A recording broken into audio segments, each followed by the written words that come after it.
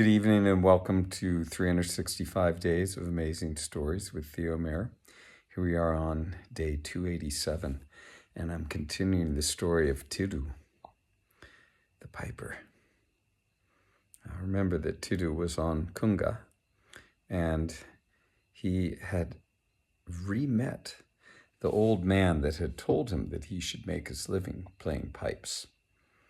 The old man, finding out that he was working as a kitchen helper, got a little upset with Tiidu and told him that he was a fool, for he could make more money in a day of playing his pipes than he could in a month of working as a scullion.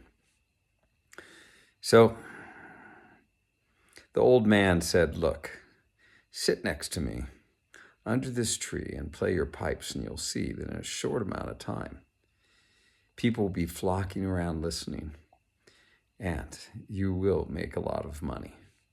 So Tiidu did this, and he did. He made a lot of money that day under the tree playing his pipes. And as he had passed his hat around and all this money came in, he played a couple more tunes and then got up to go. And the people there said, "Oh, please come back and play again." So he did. He did every night. And more people began to come and listen to him play and exclaimed at how wonderful a pipe player he was.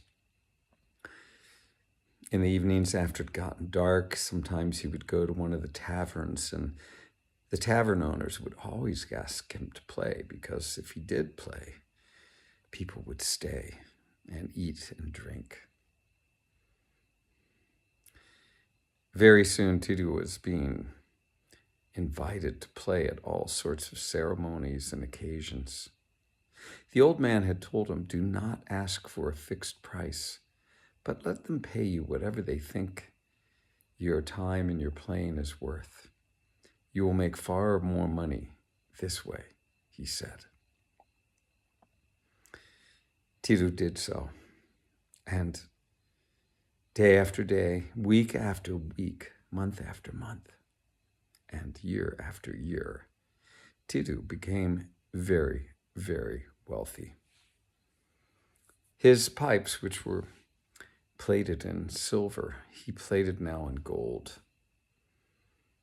And he was considered a wealthy man, even in Kunga, where everyone was wealthy.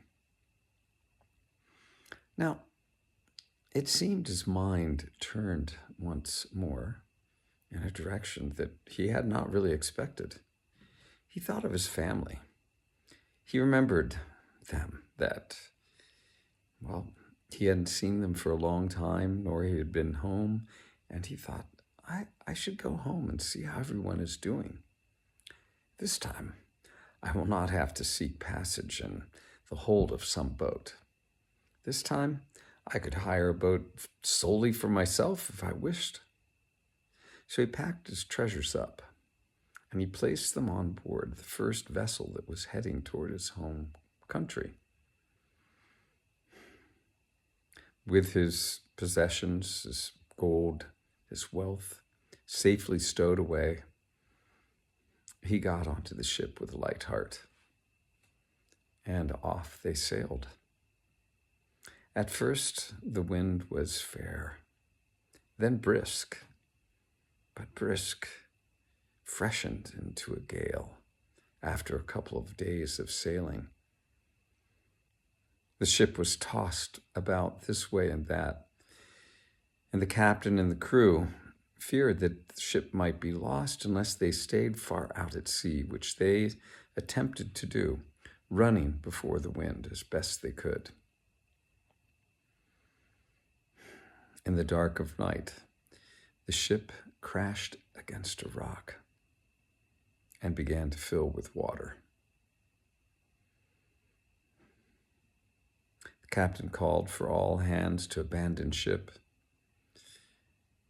and a lifeboat was lowered for Tiidu and 3 of the seamen. But just as they were getting into the boat and ready to push away from the ship, a huge wave came and overturned the boat and threw all 4 of the men into the ocean. Unfortunately for Tiidu, he was able to grab an oar. And remember, he was a good swimmer. And he stayed afloat this way all through the night. When the morning light came, he saw that he was not far from shore. The shore of where, he did not know. But he swam toward the shore, and making his way through the heavy seas, for the storm had produced huge waves, he landed upon the beach, crawled to a safe spot, and immediately fell asleep. And we'll leave Tiidu there for now to see what happens next.